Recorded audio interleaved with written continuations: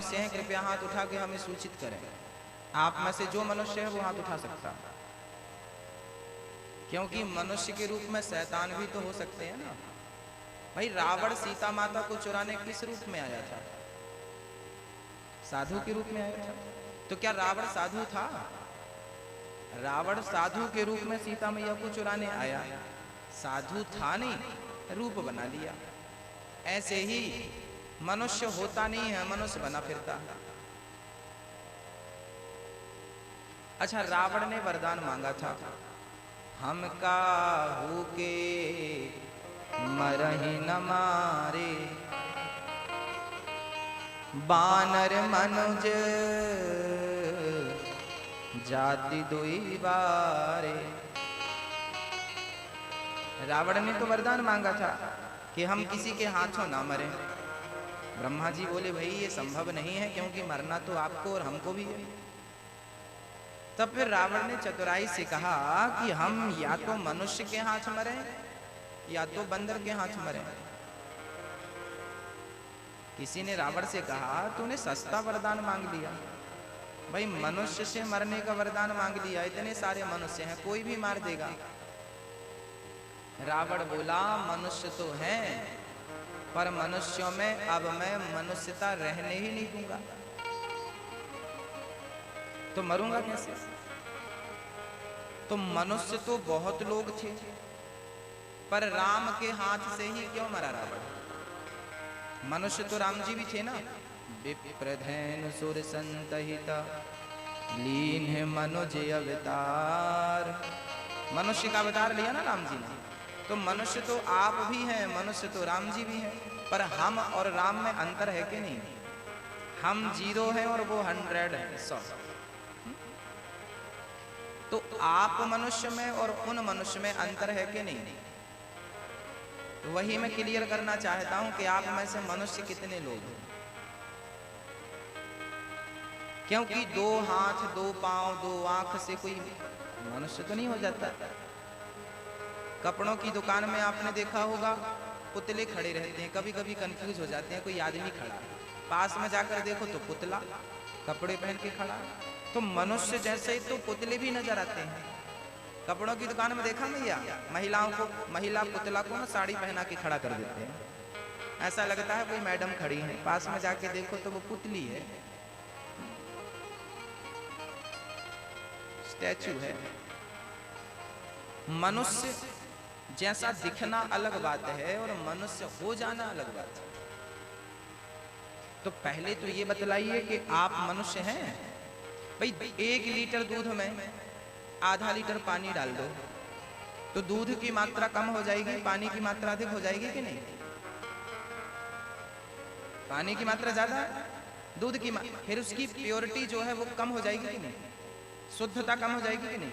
सोने में आप तांबा मिला दो तो सोने में तांबा मिलेगा तो सोने की शुद्धता कम हो जाएगी कि नहीं? ऐसे ही आप मनुष्यों में बुराइयां इतनी मिल चुकी हैं कि आपकी मनुष्यता की जो शुद्धता थी वो खत्म हो चुकी है।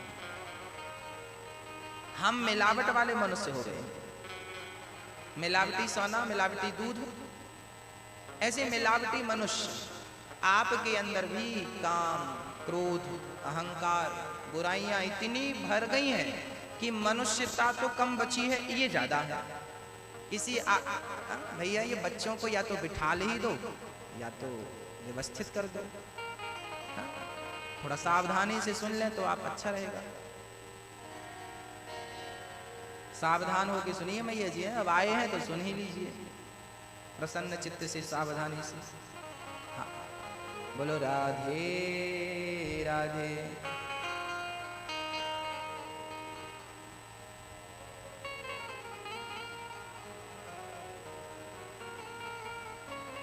मनुष्य,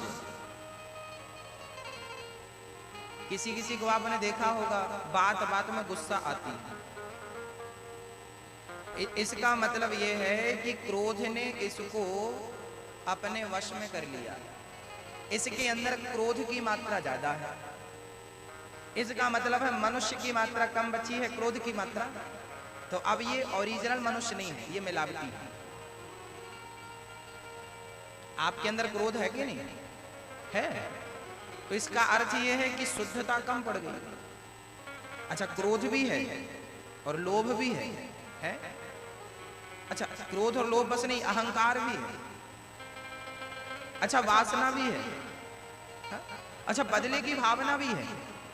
अच्छा, निंदा भी है, चुगली भी है। एक बुराई हो तो हटा दें, दो बुराई हो तो हटा दें, हजारों है साहब। तो अब बताइए मनुष्यता कितनी बची होगी आपके अंदर? 10%, 20%? 10-20% भी मनुष्यता नहीं बची। 80% मिलावटी है आजकल।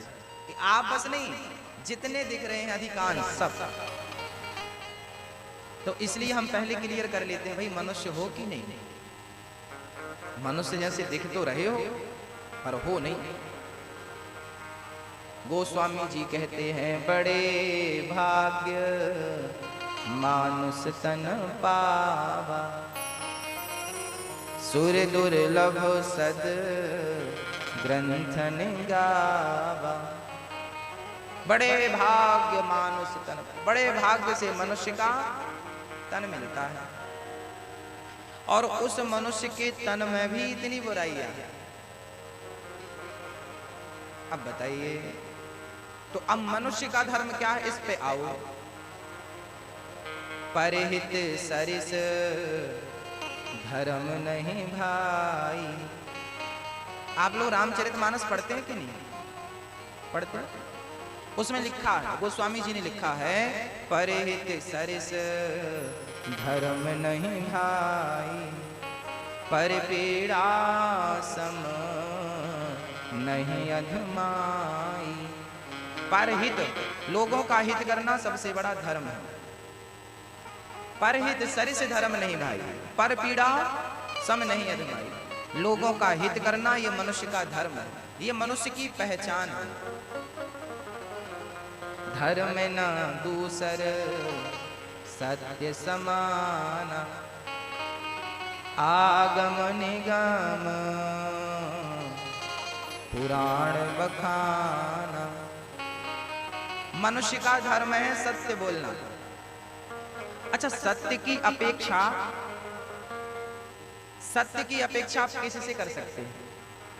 अच्छा, आपके गांव में भैंस तो होंगी, तो क्या आप भैंसों से उम्मीद रखेंगे कि भैंस तुम सच बोलना?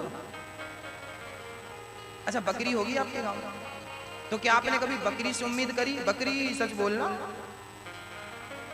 सच बोलती बकरी? भैंस सच बोल सकती है? अरे ना, वो सच बोल सकती है ना असत्य बोल सकती है, क्योंकि बोल ही नहीं सकती ना। अच्छा, चींटी, हाथी, शेर, बिल्ली, चूहा, कोई सत्य बोल सकता है? कौन बोल सकता है सत्य? केवल मनुष्य ही, आप और हम ही सत्य बोल सकते हैं। तो क्या हम मनुष्य होकर सत्य बोलते हैं? अब सत्य नहीं बोलते तो बताइए कैसे कहें कि आप मनुष्य हो? क्योंकि मनुष्य तो वही है जो सच बोले, और आप तो एक सच बोलते हैं और 99 झूठ बोलते हैं। तो अब बताइए, 1% मनुष्य है, 99% शैतान है। गोस्वामी जी ने कहा है, सबसे बड़ा पाप क्या है भाई? हाथी के पांव में सारे पांव आ जाते हैं। हाथी के पांव से कोई बड़ा पांव नहीं होता। समझ रही है मैया जी? ओ मैया, ओ मैया, सो रही हो? लो, आती सो गई, तो जगाओ पड़ोसन को। देखो, ओ मैया, यहाँ देखो, घर में बेचारी सो नहीं पाती, रात रात काम चलता रहता, बहू सोने नहीं देती, नाती सोने नहीं देता। जागो, कथा सुन लो, ऐसी गहरी नींद। थोड़ा ध्यान दो मैया जी।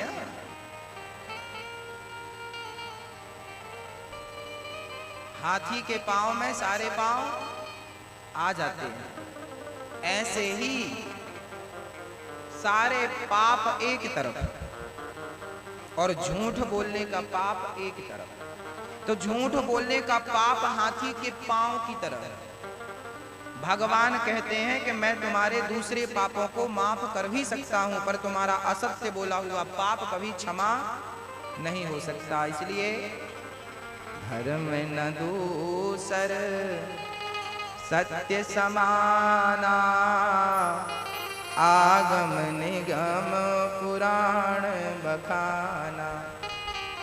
गोस्वामी जी इसी बात को फिर से दोहराते हैं, सत्य बराबर तप नहीं, झूठ बराबर पाप, जाके हृदय साच है, प्रभुता के हृदय आप। इसलिए हम कहा करते हैं सत्यम ब्रूयात प्रियम ब्रूयात। सत्य बोलो और मधुर बोलो, मीठा सत्य बोलो। मनुष्य का धर्म क्या है? भागवत का पहला प्रश्न है। देखिए भागवत कहां से शुरू होती है। आपको पहले इंसान बनाएगी, इसके बाद शुरू हो जाएगी भागवत। क्योंकि भागवत इंसानों की है, इंसानों के लिए, शैतानों के लिए तो नहीं है। अब कुत्ता बिल्ली से कहो कि तुम बैठो कथा सुनो, कैसे सुनेंगे? और मनुष्य होकर भी यदि उसके आचरण जानवरों जैसे हैं तो उसको कथा कैसे सुनाई पड़ेगी? वो कथा कैसे सुन पाएगा, समझ कैसे पाएगा? अच्छा झाड़ू आप लोग लगाती हो मैया? अच्छा झाड़ू साफ है तो घर साफ होगा, और झाड़ू ही गंदी है तो उस झाड़ू से फिर साफ सफाई होगी? जहां झाड़ू लगाओगी वहीं गंदा हो जाएगा। झाड़ू को नाली में डुबा दो और फिर उस गंदी झाड़ू से झाड़ू लगाओ तो साफ होगा? पहले झाड़ू को साफ, हमारी माताएं झाड़ करके ना झाड़ू को पानी से साफ कर देती है ताकि झाड़ू शुद्ध रहे। झाड़ू यदि स्वच्छ है तो घर स्वच्छ है। भरोसे भगवान के रहना चाहिए। मनुष्य का धर्म है समाज की सेवा करना, भगवान से प्रेम करना और सत्य बोलना। शौनक जी ने दूसरा प्रश्न किया, महाराज जी शास्त्र बहुत हैं पर शास्त्रों का सार क्या है, ये बात हमें समझाओ। शास्त्र तो बहुत है पर शास्त्रों का सार क्या है? अच्छा 4 वेद हैं, सामवेद, ऋग्वेद, यजुर्वेद, अथर्ववेद। 6 शास्त्र हैं, 18 पुराण। शास्त्र बहुत है पर सार क्या है? 6 शास्त्र हैं, सांख्य, योग, वेदांत, मीमांसा, न्याय और वैशिक। ये 6 शास्त्र हैं। 18 पुराण में पद्म पुराण, ब्रह्म पुराण, विष्णु पुराण, शिव पुराण, बाराह पुराण, श्रीमद् भागवत महापुराण, मार्कंडेय पुराण, अग्नि, भविष्य, लिंग, ब्रह्म वैवर्त, वाराह, स्कंध, वामन, कूर्म, मत्स्य, गरुण और ब्रह्मांड पुराण। ये 18 पुराण। सामवेद, ऋग्वेद, यजुर्वेद, अथर्ववेद, 4 वेद। 4 वेद, 6 शास्त्र, 18 पुराण। इनका सार क्या है? इतना सारा पढ़ने चलो तो पढ़ तो नहीं पाएंगे आप लोग, क्योंकि आपको टाइम नहीं है। तो पढ़ नहीं पाएंगे तो फिर सार की ओर जाएंगे। सार क्या है? बोले सारे वेदों का, पुराणों का सार है श्रीमद् भागवत महापुराण। और भागवत का सार क्या है? भागवत का सार है श्री कृष्ण राम, श्री कृष्ण श्री कृष्ण, श्री राम श्री राम। अर्थात आप भगवान का नाम पकड़ लो और नाम लेते रहो, काम करते रहो, नाम जपते रहो। अच्छा आप लोग किसान हैं लगभग, तो किसान लोग जब आप खेती में काम करते हैं, खेत में, तो आपका हाथ बिजी होता है, पांव बिजी होते हैं, पर आपका मुंह कहाँ बिजी होता है? खेत में मुंह की जरूरत तो नहीं पड़ती? हाँ, पड़ती है भाई। ट्रैक्टर भी चला रहे होंगे आप तो हाथ और पांव काम कर रहा होगा, ठीक है, दिमाग भी लगा है पर मुंह तो खाली है। तो ट्रैक्टर चलाओ, हल चलाओ, खेती करो, बो काटो, सिंचाई करो, तो क्या करते रहो? काम करते रहो, नाम जपते रहो, मन से गोविंद गोपाल गाते चलो। है ना भैया जी? काम बराबर करो, काम नहीं रोकना, काम जो करते हो वही करो। काम कमैया जी आप लोग भोजन बनाती हो तो हाथ बिजी है, पांव बिजी है, मुंह कहाँ बिजी है? खाली है कि नहीं? सबका मुंह खाली रहता है, बिजी कहाँ होता है? निंदा चुगली करने में। कर लो बुराई, बुराई कर लो, बिजी हो गया। तो काम करते रहो नाम जपते रहो, मन से गोविंद गोपाल गाते चलो। याद आवेगी उसको कभी ना कभी, मेरी विनती सुनेगा कभी ना कभी। ऐसा विश्वास मन में जगाते चलो, मन से गोविंद गोपाल गाते चलो। काम करते रहो नाम जपते रहो, काम करते रहो और मन से जपते रहो। सीताराम सीताराम गाओ रे गाओ रे गाओ रे,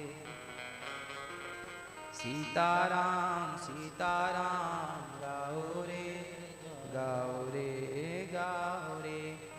ऐसे मेरे मन में विराजिए, ऐसे मेरे मन में विराजिए, कि मैं भूल जाऊं काम धाम गाऊं बस तेरा नाम, भूल जाऊं काम धाम गाऊं बस तेरा नाम। सीताराम सीताराम सीताराम सीताराम सीताराम सीताराम सीताराम सीताराम। ऐसे मेरे मन में विरा, हे कन्हैया हे गोपाल, ऐसे मेरे मन में समा जाओ। हे राघव मेरे मन में समा जाओ कि मैं संसार को और संसार के काम को भूल जाऊं। अच्छा, आप लोग काम करते समय भगवान को भूल जाते हैं कि नहीं? तो फिर भगवान को याद करते समय संसार को क्यों नहीं भूलते? हम काम को करते समय जब भगवान को भुला देते हैं, तो भगवान को याद करते समय संसार को क्यों याद रखते हैं? ये बड़ी विडंबना है। संसार को भुला देना बड़ा कठिन है, बड़ी कठिन बात है। शास्त्रों का सार क्या है? 4 वेद 6 शास्त्र में बात मिली है दो, दुख दीन है दुख होत है, सुख दीन है सुख होए। बुरा करोगे बुरा होगा, भला करोगे भला होगा। तो 4 वेद 6 शास्त्र में 2 बातें मिली हैं, एक तो राम नाम जपो और दूसरा सबके साथ अच्छा करो, अच्छा व्यवहार रखो। तीसरा प्रश्न शौनक जी ने किया, भगवान अवतार क्यों लेते? शास्त्र में भगवान के अवतार कितने हैं? बड़े सुंदर प्रश्न किए। सूत जी बोले मैं आपके प्रश्न का उत्तर दूं उसके पहले आप गुरु जी को स्मरण कर लूं। गुरु जी को प्रणाम करने लगे। यम प्रव्रजंत मनुपेत मपेत कृत्यम। सुखदेव जी को नमस्कार करके कहते हैं भगवान ने 24 अवतार धारण किए। भगवान ने कितने अवतार लिए? 24, जिसमें कि 23 अवतार हो चुके हैं। 24वां अवतार कलयुग के अंत में होगा। भगवान ने 23 अवतार धारण कर लिए। पहला नारायण, नारद, हरि, कपिल देव, श्री राम, राम जी, हंस, हयग्रीव, मोहिनी, दत्तात्रेय, नरसिंह, वामन, व्यास जी, ऋषभदेव, कौमार, यज्ञ पुरुष, धनवंतरी, बुद्ध और कल्प, पृथु राजा, 12, कृष्णचंद्र भगवान, परशुराम, मत्स्य, कमठ, ये 24 अवतार भगवान ने ले लिए। कलयुग के अंत में विष्णु यश नाम के पंडित जी के घर में कलयुग का अंतिम 24वां भगवान का अवतार होगा। संबल ग्राम में विष्णु यश नाम के पंडित जी के यहाँ। अच्छा, ये भागवत क्या है? जब वेद व्यास जी ने 17 पुराण लिख दिए ना, तब उनका मन बड़ा व्याकुल हो गया। वेदों का विस्तार कर दिया पर मन को शांति नहीं मिली। तब नारद जी महाराज एक दिन विचरण करते करते आ गए और नारद जी को देखकर श्री वेद व्यास जी ने प्रणाम किया। व्यास जी बोले प्रभु आप आए, मेरा दुख दूर हो जाएगा। नारद जी बोले प्रभु आप इतने चिंतातुर क्यों हैं, उदास क्यों हैं? तब व्यास जी कहते हैं महाराज मैंने 17 पुराण लिख डाले पर शांति नहीं मिली। नारद जी बोले आपने अभी तक भागवत की रचना नहीं करी, जब तक लिखेंगे नहीं पुराण को, भागवत के ग्रंथ को, तब तक शांति नहीं मिलेगी। नारद जी ने कहा, तब व्यास जी ने भागवत की रचना करी। नारद जी ने 4 श्लोक दिए, उन 4 श्लोकों का 18,000 श्लोक व्याख्या कर दी व्यास जी ने। वेदों का विस्तार किया, इसलिए नाम पड़ा वेद व्यास। उन्होंने विस्तार किया। नारद जी बोले, मैं पिछले जन्म दासी का बेटा था। मेरी माँ बर्तन धुलने जाती थी, काम करने जाती थी। मैंने संतों की संगति करी, आज नारद बन के बैठा हूँ। संगत से गुण आते हैं, संगत से गुण जाएं। अच्छे लोगों की संगत करोगे, अच्छे रंग चढ़ेंगे, और बुरे लोगों की संगत हुई तो संगत से गुण आते हैं, संगत से गुण जाएं। लोहा जड़ा जहाज में, पानी में उतराए। संगत अच्छी रहे तो रंग भी अच्छा चढ़े, संगत बुरी रंगत बुरी। इसलिए कहा जाता है, संतन के संग लाग रे तेरी अच्छी बनेगी। संतन के संग लाग रे तेरी बिगड़ी बनेगी। बिगड़ी बनेगी तेरी अच्छी बनेगी। बिगड़ी बनेगी तेरी अच्छी बनेगी। हरि सुमिरन में लाग रे तेरी अच्छी बनेगी। संतन के संग लाग रे तेरी अच्छी बनेगी। संतन के संग लाग रे तेरी अच्छी बनेगी। अच्छी बनेगी तेरी बिगड़ी बनेगी। अच्छी बनेगी तेरी बिगड़ी बनेगी। अच्छी बनेगी तेरी बिगड़ी बनेगी। संतन के संग लाग रे तेरी अच्छी बनेगी। संतन के संग लाग रे तेरी अच्छी बनेगी।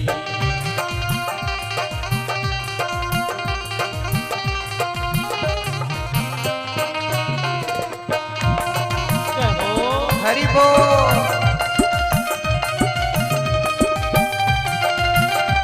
हरि बोल। हे हरि।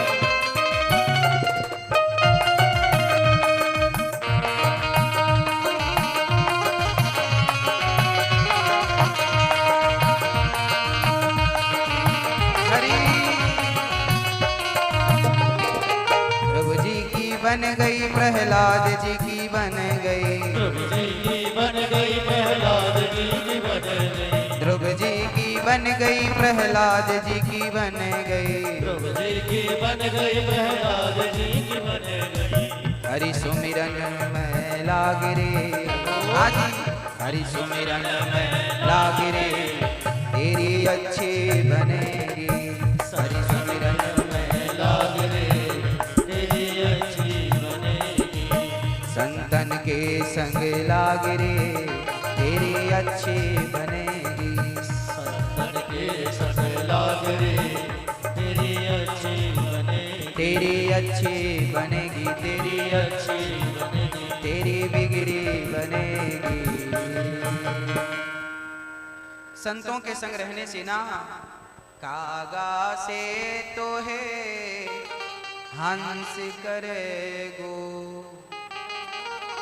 संगत अच्छी मिले ना तो कौआ भी हंसों की भाषा बोलते हैं। ऐसा कोई कौआ है आपके गांव में जो हंसों की भाषा बोलता हो? हमारी समझ में एक कौआ है, उस कौआ का नाम है कागभुसुंड जी। कागभुसुंड जी नाम के कौआ रामचरितमानस मन की चर्चा। कौआ थे, पर कौआ होकर भी वो हंसों की भाषा बोलते थे क्या? तो कागा से तो है हंस करेगो, हरि सुमिरन में लाग रे तेरी बिगड़ी बनेगी। बनाना हो अपनी अच्छी बनानी हो तो भजन में लग जाओ। व्यास जी महाराज ने 17 पुराण लिखे, 18वां पुराण भागवत लिखा। उसकी शुरुआत उन्होंने कहां से करी, आइए उस प्रसंग पर चलते। व्यास जी महाराज ने महाभारत के युद्ध से भागवत का शुभारंभ किया। अश्वत्थामा के द्वारा द्रौपदी के 5 बच्चे मर गए। अश्वत्थामा गुरु द्रोणाचार्य का पुत्र, द्रौपदी के उन्होंने 5 बच्चे मार डाले। द्रौपदी ने देखा कि आज मेरे बच्चे सोकर नहीं उठे, जाकर देखा तो 5 बच्चों के सिर कटे थे।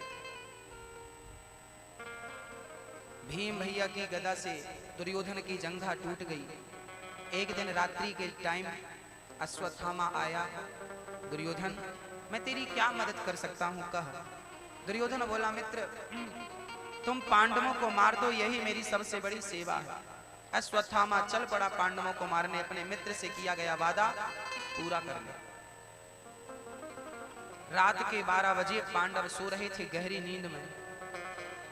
अच्छा, भक्त सोता है, भगवान जागता है। पांडव सो रहे थे, उन्हें मारने अश्वत्थामा चल पड़ा। तभी भगवान समझ गए कि ये तो गलत हो जाएगा।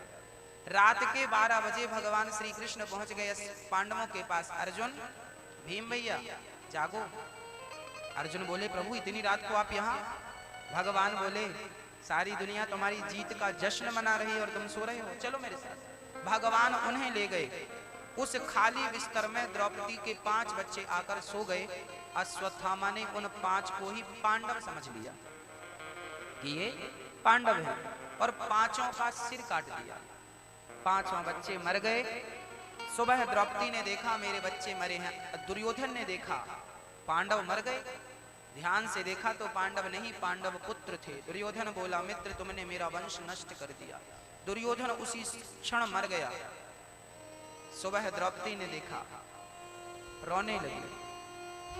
अर्जुन आए, क्या हुआ द्रौपदी? मेरे बच्चों को मार दिया अश्वत्थामा ने।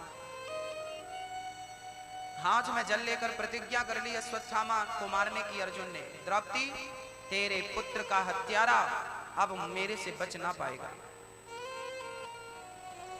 सूर्य अस्त होने के पहले उसको तेरे सामने लाकर खड़ा करूंगा, तू जो सजा देना चाहे देना। चल पड़े अश्वत्थामा को पकड़ने। अर्जुन ने रथ कृष्ण को दिया, अर्जुन चल पड़े। अश्वत्थामा के पास जब अर्जुन पहुंचे तो अश्वत्थामा ने अपने बचाव में ब्रह्मास्त्र चला दिया। अर्जुन दौड़े दौड़े कृष्ण के चरणों में जाकर गिर पड़े। कृष्ण कृष्ण महाबाहो भक्तानां भयंकरा, त्वमेको दह्यमानानामपि वर्गोऽसि संसृते।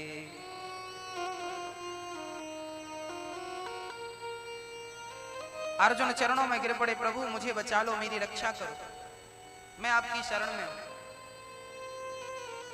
कन्हैया मुस्कुराए, अरे अर्जुन तुम गांडीवधारी हो, इसके एक प्रहार से डर गए? खड़े हो जाओ और बदले में तुम भी ब्रह्मास्त्र चलाओ। जब भगवान ने आज्ञा करी तो अश्वत्थामा के प्रहार के बदले अर्जुन ने भी ब्रह्मास्त्र छोड़ दिया और दोनों ब्रह्मास्त्र जब टकराए पृथ्वी डगमगाने लगी।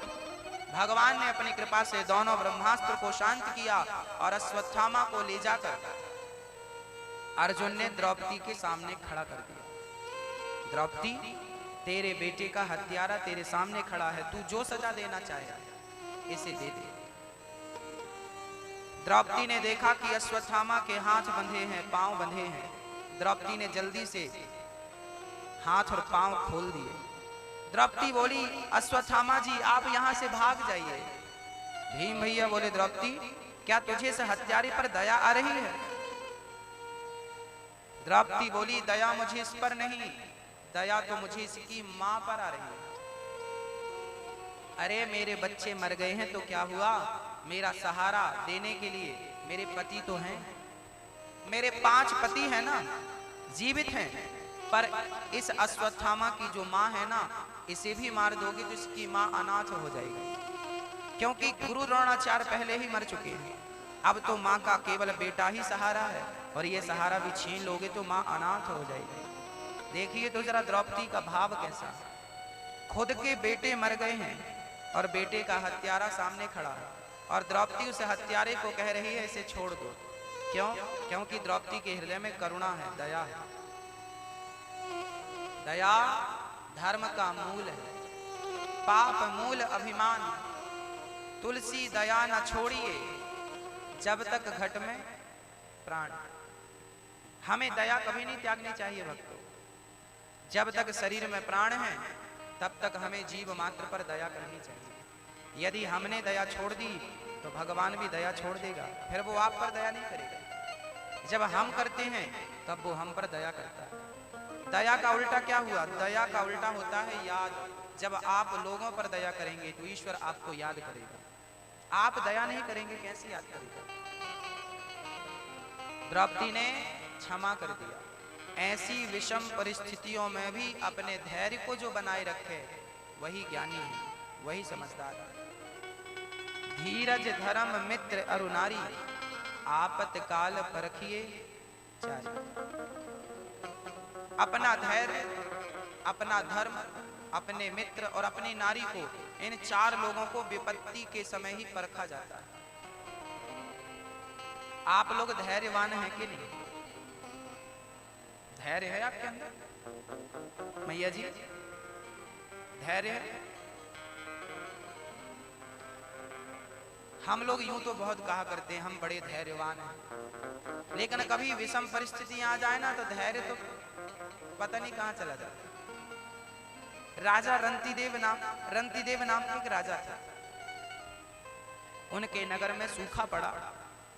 उन्होंने अपना पूरा राज्य दान कर दिया और राजा रंतिदेव अपनी पत्नी और अपने बेटे के साथ जंगल चले गए। शास्त्रों में लिखा है कि 64 दिन तक उन्हें खाने को एक दाना नहीं मिला। छोटा सा बच्चा, पत्नी और राजा रंतिदेव 64 दिन से एक दाना नहीं खाया। एक दिन 64 दिन बाद 65वें दिन किसी गांव में पहुंच गए तो वहां भंडारा हो रहा था। भंडारे में उन्हें खीर पूरी प्राप्त हो गई। वो बैठ करके खीर पूरी खाने वाले थे कि तब तक एक चांडाल आ गया, एक ब्राह्मण आ गया और एक कुत्ता आ गया। ब्राह्मण बोला, भैया हम बड़े भूखे हैं, हमें भोजन कराओ। राजा रंतिदेव ने अपनी थाली ब्राह्मण को दे दी, लो आप खा लो। खुद कितने दिन से भूखे थे?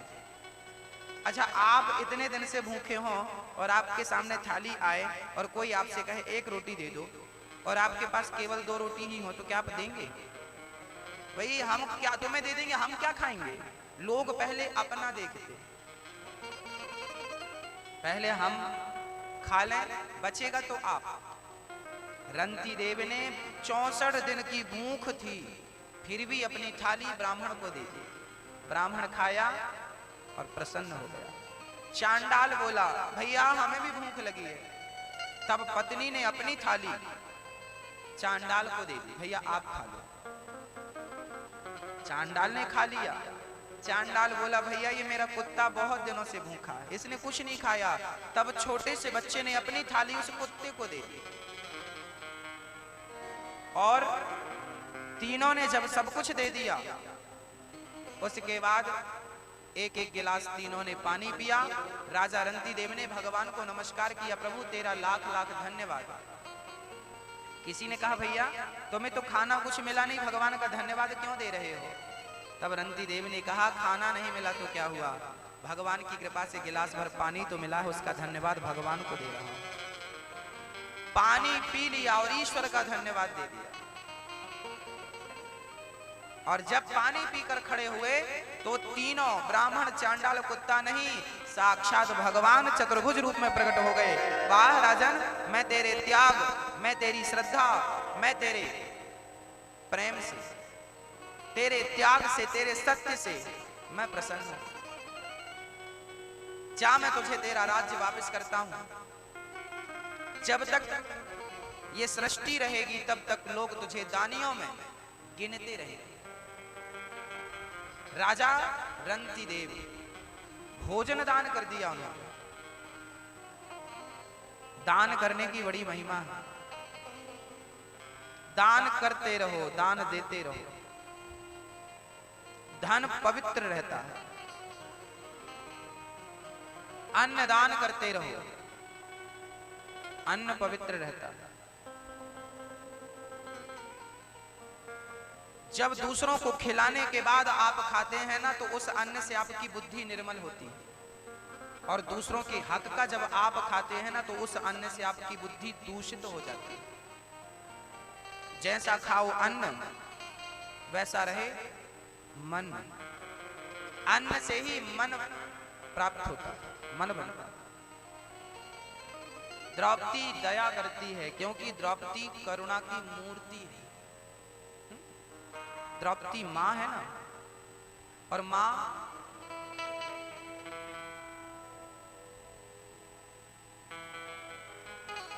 द्रौपदी मां है और मां तो करुणा की मूर्ति है। अच्छा, आप भी तो मां हैं। अच्छा, मां किसे कहते हैं? मां किसे कहते हैं? भगवान को भी मां कहा गया है। त्वमेव माता च पिता त्वमेव, त्वमेव बन्धुश्च सखा त्वमेव,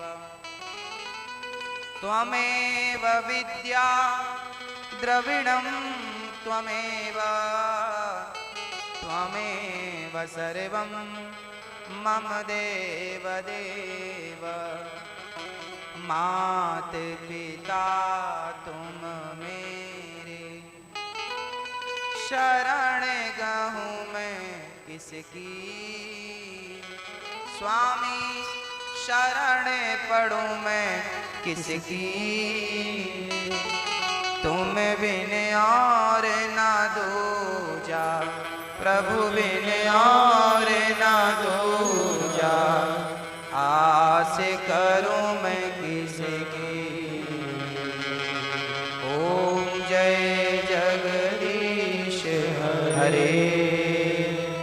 तो भगवान को क्या कहा गया है? माँ, मात पिता तुम मेरे। तो भगवान हमारे कौन है? कौन है? कौन है हमारे? मात पिता। तो भगवान तो पुरुष है ना, उन्हें माँ कहा गया है।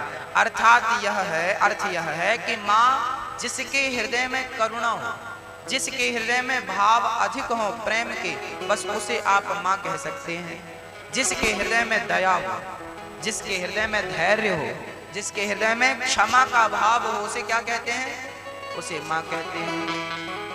तो आप क्षमा करती हो मैया? आपके हृदय में करुणा है कि नहीं? अच्छा, अपने बच्चों को तो माफ कर देती होंगी आप, पर क्या दूसरों के बच्चों को ही माफ करती हो मैया जी? करती हो? अपनों की गलतियां तो माफ लोग कर ही देते हैं, गैरों की गलतियां माफ कर दो तो बात बने। लेकिन लोग अकड़ के खड़े, हम नहीं जा रहा, हम नहीं करते, माफ नहीं करते आप। रही मन धागा प्रेम का, मत तोड़ो चटकाए, टूटे से फिर ना जुड़े, जुड़े तो गांठ पड़ जाए। रही मन धागा प्रेम का। अच्छा भैया, आपने अपनी सास को माफ किया क्यों नहीं? और सास ने अपनी बहू को माफ किया क्यों नहीं? नहीं करे महाराज, हम तो बहू की शक्ल नहीं देखते। अच्छा, आप लोग भी कभी कभी झगड़ा कर लेते हैं और कहते हैं अब आज से तेरी शक्ल नहीं देखी। आपके गांव में ऐसा होता है कि नहीं? अच्छा, आपने खाई कसम कभी किसी की शक्ल ना देखी? जब आपके हृदय में करुणा है ही नहीं, तो भगवान करुणा करना चाहेगा तो कैसे होगी? इसलिए आपको क्या बनना है? माँ की तरह। तू कितनी अच्छी है, तू कितनी भोली है, हो प्यारी प्यारी है ओ माँ, ओ माँ।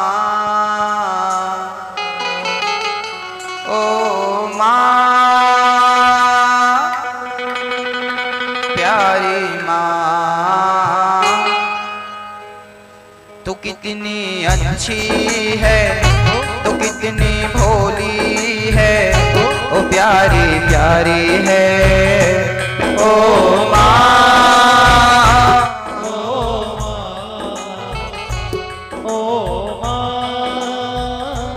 प्यारी माँ। ये जो दुनिया है ये बन है कांटों का, तो फुलवारी है ओ माँ, ओ माँ, ओ माँ, ओ माँ।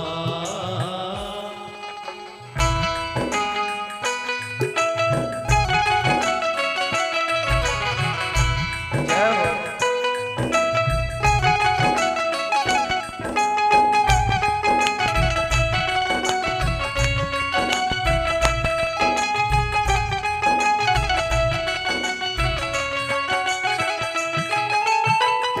दुखन लागी है माँ तेरी अखियाँ, दुखन लागी है माँ तेरी अखियाँ, दुखन लागी है माँ तेरी अखियाँ, दुखन लागी है माँ तेरी अखियाँ। मेरे लिए जागे है तू, मेरे लिए जागे है तू, सारी सारी रतियाँ मेरी निंदिया पे, ओ अपनी निंदिया भी तूने भारी है ओ माँ, ओ माँ, ओ माँ, मेरी माँ। कितना प्रेम करती है माँ अपने बच्चों से, लेकिन वही बच्चे बड़े होकर अपनी माँ को कितना भूल जाते हैं, है ना। आजकल की माँ अपने बच्चों से सबसे ज्यादा परेशान है ना, खुद के बच्चों से परेशान है। जब आप लोगों की शादी हुई थी ना, जब घर में बहू आती है ना, अच्छा आप लोग भी तो अपने बच्चे की माँ हो, आप भी तो चाहती हो कि मेरे घर में मेरी बहू आए। जब माँ अपने बेटे को विवाह करती है ना, तो मन में बड़ा भाव होता है, बहू आएगी, बहुत अच्छी बहू आएगी, पांव दबाएगी, सेवा करेगी, बहुत प्यार करेगी। पर बहू आई और महीने भर में ही अपना रंग दिखा दिया, हाँ, छोड़ के चली गई बूढ़ी माँ को, गिलास भर पानी को नहीं पूछा। जब आपका बेटा होगा ना और आपकी बहू छोड़कर चली जाएगी, तब इस चीज को आप तब महसूस कर पाओगी, है ना। कहते हैं ना, जिसके पांव में कांटा लगा ही नहीं वो पीर पराई क्या जाने, और जिसने बेटी को जन्म दिया ही नहीं वो बेटी की विदाई क्या जाने। इसलिए मैं आपसे विनती करता हूं, अपनी सास अपने ससुर का सम्मान करना सीखो, आदर करना सीखो, क्योंकि ईश्वर के घर में देर तो है, अंधेर नहीं है। जैसे को तैसा मिलता है। आपने अपनी सास के साथ अत्याचार किया तो फिर आपकी बहू आपको भी मजा चखाएगी, क्योंकि परमात्मा की डायरी में सबका लिखा होता है ना, हम तो करके भूल जाते हैं, ईश्वर नहीं भूलता। इसलिए सास बस नहीं, किसी का दिल ना दुखे, कोशिश ऐसी करिएगा किसी का आपसे दिल ना दुखे। अरे जिस माँ ने आपको जन्म दिया उसकी तो आरती उतारनी चाहिए। लेके पूजा की थाली ज्योत मन की जगाली, तेरी आरती उतारूं भोले माँ, तू जो दे दे सहारा सुख जीवन का सारा, तेरे चरणों पे वारूं भोले माँ। ओ माँ, ओ माँ, ओ माँ, लेके पूजा की थाली ज्योत मन की जगाली, तेरी आरती उतारूं भोले माँ, तू जो दे दे सहारा सुख जीवन का सारा, तेरे चरणों में वारूं भोले ओ माँ, ओ माँ, ओ माँ, ओ माँ। अपना नहीं तुझे सुख दुख कोई, अपना नहीं तुझे सुख दुख कोई। माँ का अपना कोई सुख नहीं होता, माँ का अपना कोई दुख नहीं होता। वो मांगती है तो बच्चों के लिए मांगती है, रोती है तो बच्चों के लिए रोती है। अपना नहीं तुझे सुख दुख कोई, अपना नहीं तुझे सुख दुख कोई। मैं मुस्काया तू मुस्काई, मैं रोया तू रोई, मेरे हंसने पे मेरे रोने में तू बलिहारी है। ओ माँ, ओ माँ, ओ माँ, प्यारी माँ। कहते हैं माँ वेदों और पुराणों का सार है। जो था वरदान उसे अभिशाप समझ बैठे, सामने था पुण्य उसे पाप समझ बैठे। पहले तो माँ बाप को ही दौलत समझते थे, आज दौलत को ही माँ बाप समझ बैठे। पहले बेटा ना अपनी माँ को कभी छोड़ता नहीं था, आजकल के बच्चे छोड़ने लगे। पहले माँ बाप ही दौलत हुआ करती थी और अब तो दौलत को ही माँ बाप समझ बैठे। खुशियों का दिन आया है, जो मांगा वो पाया है। आज मुझे मेरी माँ ने बेटा कह के बुलाया। मेरी माँ, मेरी माँ, माँ, मेरी माँ, माँ, मेरी माँ, माँ। मेरी माँ। अपनी अपनी माँ को याद करो, उसके साथ कितना अच्छा और कितना बुरा किया है आपने। बेटा होना सफल तब होता है जब माँ कहे कि मेरे बेटे जैसा भगवान सबको बेटा देना। खुशियों का दिन आया है, जो मांगा वो पाया है। आज मुझे मेरी माँ ने बेटा कह के बुलाया। मेरी माँ, मेरी माँ, माँ, मेरी माँ, माँ, मेरी माँ, माँ। मेरी माँ।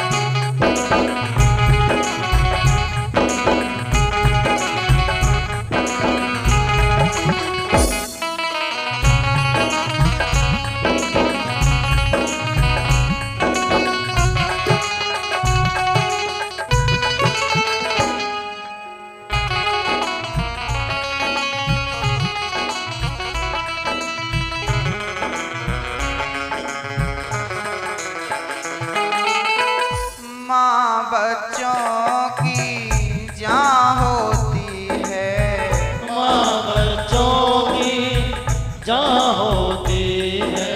वो होते हैं किस्मत वाले जिनकी माँ होती है। कितनी सुंदर है, कितनी शीतल है, प्यारी प्यारी है। ओ माँ, ओ माँ, ओ माँ, प्यारी माँ। तू कितनी अच्छी है, तू कितनी भोली है, ओ प्यारी प्यारी है। ओ माँ, ओ माँ,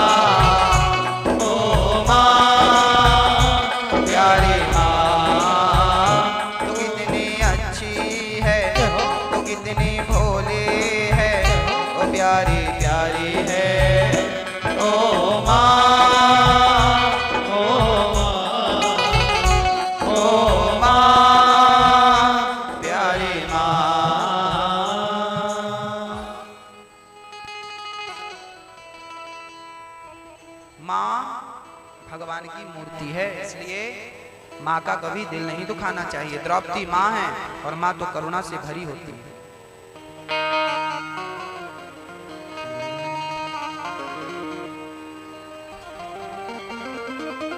द्रौपदी के निर्णय को भगवान ने सराहा है। भीम भैया बोले ना, मैं इसे दुष्ट मारूंगा अश्वत्थामा। अर्जुन ने भगवान से पूछा प्रभु इसके साथ क्या करें? भगवान बोले ब्राह्मण को कभी मारो मत और आताताई को कभी छोड़ो मत। इसे मार भी दो, इसे छोड़ भी दो।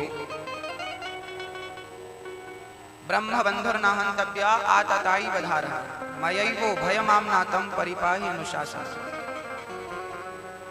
ब्राह्मण को कभी मारना नहीं चाहिए और आताताई को कभी छोड़ना नहीं चाहिए।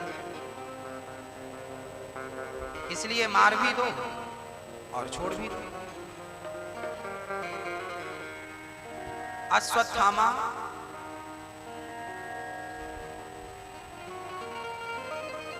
के सिर में मणि थी, उस मणि को छीन करके अश्वत्थामा की मणि को अर्जुन ने निकाल दिया, अपमानित कर दिया।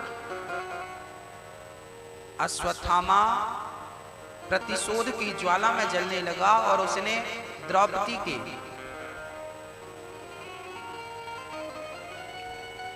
वंश को, पांडवों के वंश को नष्ट करने के लिए अश्वत्थामा ने उत्तरा के गर्भ को नष्ट करने के लिए ब्रह्मास्त्र चला दिया। पांडवों के वंश में एक ही बचा था जो उनके वंश को आगे बढ़ा सकता था। नाम था अभिमन्यु। अभिमन्यु का पुत्र गर्भ में ही था उत्तरा के। अभिमन्यु तो महाभारत में मर चुके थे। आपकी पत्नी गर्भवती थी। उस गर्भ के बच्चे को मारने अश्वत्थामा ने ब्रह्मास्त्र चला दिया। अश्वत्थामा के इस कृत्य को देख करके भगवान की शरण में उत्तरा दौड़ पड़ी और उत्तरा ने दौड़ते हुए कहा पाहि पाहि महायोगिन देव देव जगतपते। हे प्रभु मेरे गर्भ की रक्षा करो। भगवान बोले क्या हुआ? प्रभु अभी मेरा बालक जन्म नहीं लिया कि इसे मारने के लिए अश्वत्थामा ने ब्रह्मास्त्र चला दिया। आप रक्षा करो। भगवान ने अपने सुदर्शनास्त्र से ब्रह्मास्त्र को खंडित किया और भगवान ने उत्तरा की रक्षा की, उत्तरा के गर्भ की रक्षा की। उत्तरा प्रसन्न होकर अपने महलों की ओर चली गई। अब भगवान द्वारिका जाने की तैयारी करने लगे। उसी समय कुंती बुआ हाथ जोड़कर खड़ी हो गई। कुंती बुआ कहने लगी कृष्णाय वासुदेवाय देवकी नंदनाय च नंद गोप कुमाराय गोविंदाय नमो नमः। चरणों में गिर पड़ी कुंती बुआ। प्रभु आज मैं जान गई कि आप कौन हो। आज मैं आपकी स्तुति करना चाहती हूँ, आपसे कुछ कहना चाहती हूँ। कन्हैया बोले बुआ क्या हुआ? आप तो हमारी माँ हो ना, बुआ हो, ऐसा हाथ जोड़कर क्यों खड़ी हो? कन्हैया बोले माँ ऐसी मत करो। कुंती बोली आप हमारे भगवान हैं। साधारण बनकर लीला जरूर करते हैं, आप साधारण हैं नहीं, दिखते हैं साधारण। प्रभु आज मैं आपसे विनती कर रही हूं, आज मैं आपसे कुछ मांगना चाहती हूँ। हाँ हाँ मांगो बुआ, क्या चाहती हो? कहने लगी कुंती बुआ प्रभु आज मैं आपसे दुख चाहती हूँ, कष्ट चाहती हूँ। कन्हैया बोले माँ ये क्या मांग रही हो? जब से होश संभाला है आपने तब से दुख ही दुख पाया है। लाक्षागृह में बंद करके कौरवों ने आग लगवा दी, क्या यह दुख कम था? आपके बच्चों से सब जीत कर कौरवों ने उन्हें जंगल भेज दिया, क्या यह कम था? भरी सभा में द्रौपदी की लाज लूटनी चाहिए, क्या यह दुख कम था जो आप हमसे और दुख मांगती हो? कुंती बुआ बोली, श्याम सुंदर, जब जब जीवन में सुख आया तब तब हमने तुमको अपने से दूर पाया, और जब जब दुख आया है तब तब हमने आपको अपने पास पाया। ऐसे सुख का क्या करेंगे जिस सुख में आप चले जाएं, दूर हो जाएं। कम से कम आप हमारे पास रहें। मैंने देखा है गोविंद, जब जब जीवन में दुख आया है ना, तब तब मुझे तुम नजर आए, और जब जब सुख आया मैं तुम्हें देखती रही पर तुम ना आए। ऐसे सुख को क्या करूंगी जिस सुख में मेरा कृष्ण मेरे साथ ना हो। ऐसे सुख पर पत्थर पड़े जो कृष्ण हृदय से जाएं, बलिहारी व दुख की जो पल पल नाम जपाए। मुझे सुख नहीं गोविंद, मुझे दुख चाहिए। कुंती बुआ रोने लगी। भगवान बोले, बुआ मैं दुख कैसे दे दूं आपको। तो कुंती बुआ ने कहा, फिर एक वचन दो। क्या? बोले, मैं कभी भी आपका स्मरण ना भूलूं, सदा मैं आपके चरणों का स्मरण करती रहूं, एक पल के लिए भी श्वास लेना भूल जाऊं पर आपके चरणों का स्मरण करना ना भूलूं, ये वरदान दो। मैं हमेशा आपके चरणों का स्मरण करता रहूं, मैं आपसे यही प्रार्थना करती हूं। एक पल के लिए मैं आपके चरणों को भूल ना जाऊं, यही विनती प्रार्थना।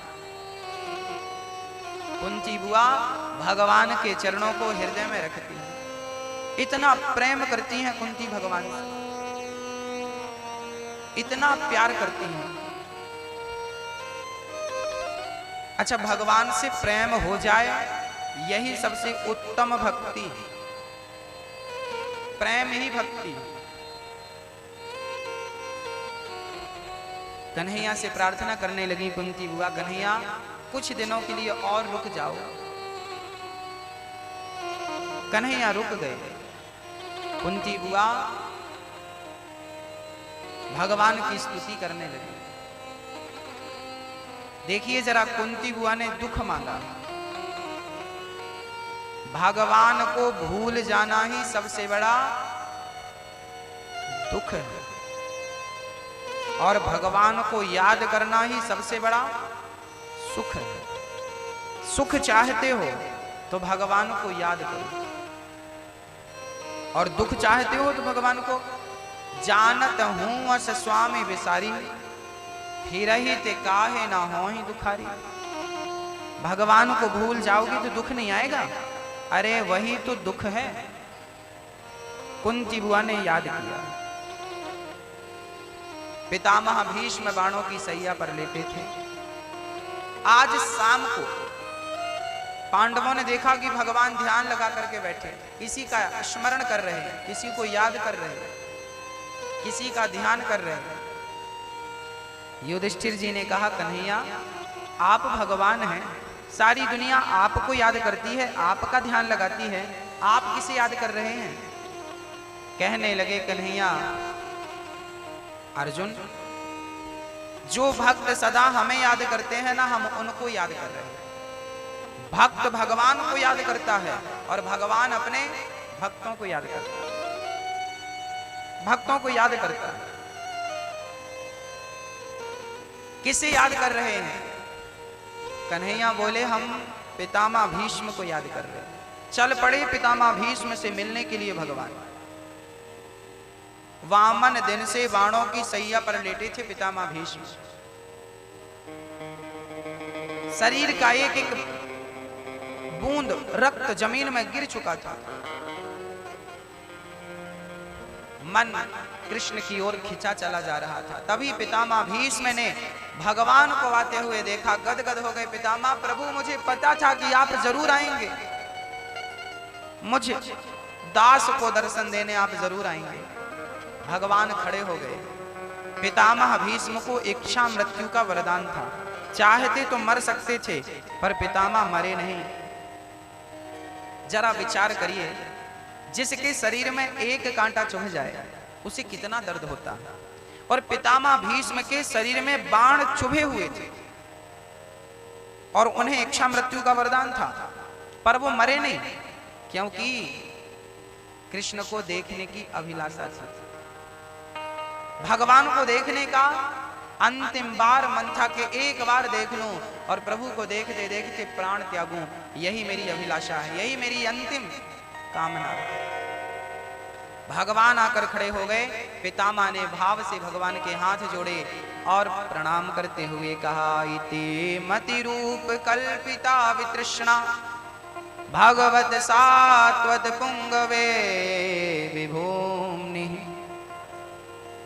हे प्रभु, मेरी जो मति है ना, मेरी बुद्धि है, मेरी बुद्धि से आप विवाह कर लो और मेरी बुद्धि को स्वीकार कर लो। पितामह भीष्म ने अपने आप को समर्पित कर दिया। पांडवों को ज्ञान देने के लिए भगवान ने कहा, पितामह जरा अर्जुन को, जरा भीम भैया को, जरा युधिष्ठिर जी को ज्ञान दीजिए। भगवान की बातें सुनकर पितामह बोले, अर्जुन याद रखना, तुम्हारे गांडीव में इतनी ताकत नहीं थी कि उसके निकले हुए बाण मेरे शरीर को फाड़ सकें, चुभ सकें। ये तो तुम्हारे बाणों का नहीं, तुम्हारे गांडीव का नहीं, ये तो कृष्ण का प्रभाव था। तुम ये मत समझ लेना कि महाभारत तुमने जीता है, तुमने नहीं, कृष्ण की कृपा से तुमने जीता है। कृष्ण के पराक्रम से ये महाभारत पूरा हुआ। इस महाभारत के असली हीरो अर्जुन नहीं, भगवान श्री कृष्ण हैं, जिन्होंने एक बाण भी नहीं चलाया और महाभारत जीत लिया। बिनु पग चलहि सुनहि बिनु काना, कर बिनु कर्म करहि विधि नाना। भगवान की परिभाषा क्या है? ईश्वर कहते किसे हैं? जो बिना कान के सुन लेता है। अच्छा, बिना कान के कोई सुन सकता है मैया जी? लेकिन भगवान सुन लेते हैं। कहां सुन लिया बिना कान के? जब द्रौपदी की साड़ी खिंच रही थी, तब भगवान श्री कृष्ण कहां थे? क्या उस सभा में थे? सजीव बैठे थे? नहीं। द्रौपदी ने बुलाया तो सुन लिया कि नहीं? तो बिना कान के सुन लिया और बिना हाथ लगाए साड़ी बढ़ा दी कि नहीं? हाथ लगाई कि साड़ी लाए और बांध दी। बिना हाथ लगाए साड़ी बढ़ा दी। तो बिनु पग चलहि, बिना पांव के दौड़ पड़े, बिना कान के सुन लिया और बिना हाथ लगाए साड़ी बढ़ा दी। बिनु पग चलहि सुनहि बिनु काना, कर बिनु कर्म, हाथ के बिना काम कर लिया। जब बाली राम से युद्ध करने, जब सुग्रीव से युद्ध करने आ रहा था ना, तब तारा ने समझाया था, ए प्राणनाथ, वो भगवान राम है जिनकी शरण में सुग्रीव है, आप मत जाइए। तारा ने बाली को समझाया था, पर बाली ने कहा था, कहत बाली सुन भीरु प्रिय, समदर्शी रघुनाथ, जो कदाचि मोहि मारे हूं तो पुनि हों सनाथ।